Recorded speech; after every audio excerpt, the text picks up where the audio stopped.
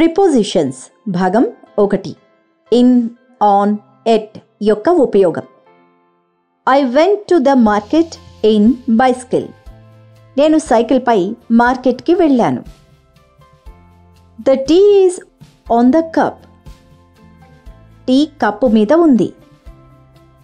ఈ వాక్యాలు సరైనవేనా? ఈ వాక్యంలో ఏ పదం తప్పు? వాక్యాలలో ఇన్ మరియు ఆన్లను ఉపయోగిస్తున్నప్పుడు తరచుగా తప్పులు జరుగుతూ ఉంటాయి. అయినప్పటికీ అలాంటి పదాలు ముఖ్యమైనవి, ఎందుకంటే అవి వాక్యంలో ఇతర పదాలను కలుపుతాయి. కొన్నిసార్లు ప్రజలు ఇన్, ఆన్ మరియు ఎట్ ఉపయోగం గురించి ఎలా గందరగోళానికి గురవుతారో చూద్దాం. Hello Nitin, where are you?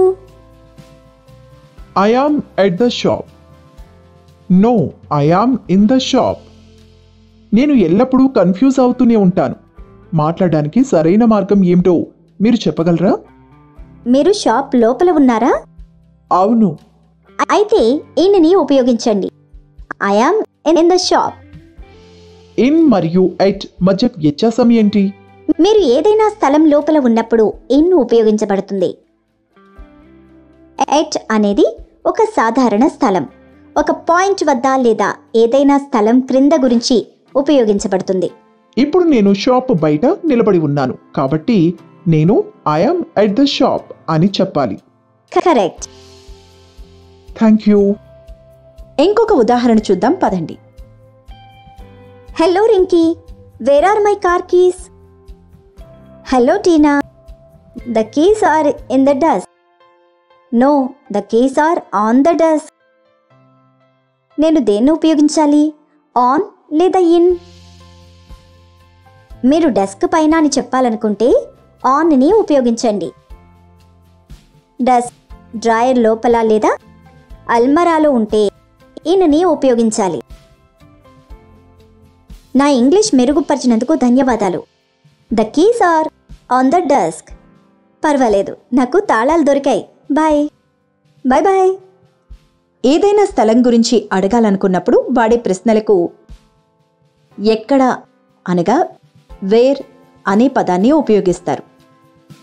వాటికి సమాధానం ఇచ్చేటప్పుడు స్థలాన్ని సూచించడానికి ఇన్, ఆన్, ఎట్ వంటి పదాలను ఎక్కువగా ఉపయోగిస్తారు. కొన్ని ఉదాహరణలను చూద్దాం పదండి. The cups are in the cupboard. The lamp is on the table. He is waiting at the bus stop. ఇక్కడ మరికొన్ని ఉదాహరణలు చూద్దాం పదండి. మనం ఇన్ని ఏ విధంగా ఉపయోగించాలో చూద్దాం పదండి. I left my bag in the room. The milk is in the fridge. They are sitting in the car.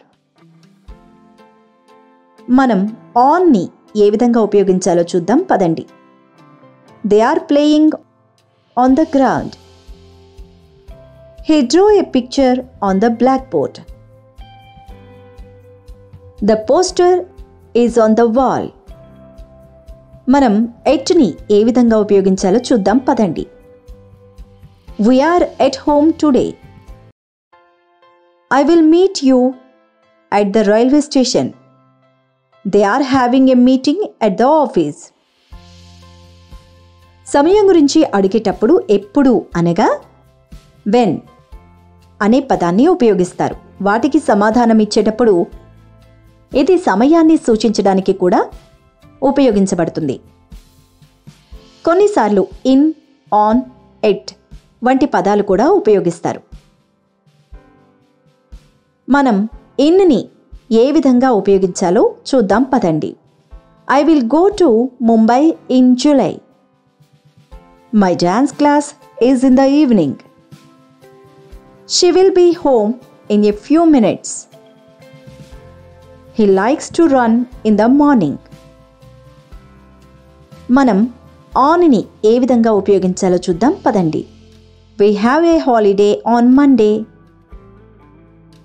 India became independent on August 15, 1947.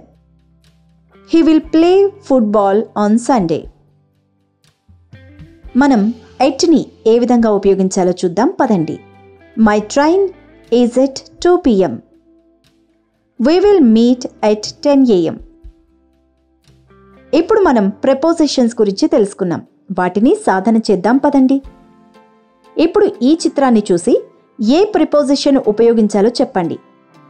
వీడియోను పాజ్ చేసి సమాధానాన్ని ఊహించండి. ఆపై వీడియోను ప్లే చేయండి మరియు మీ సమాధానాలను చెక్ చేసుకోండి. మీరు అన్ని సమాధానాలను సరిగ్గా ఊహించారా?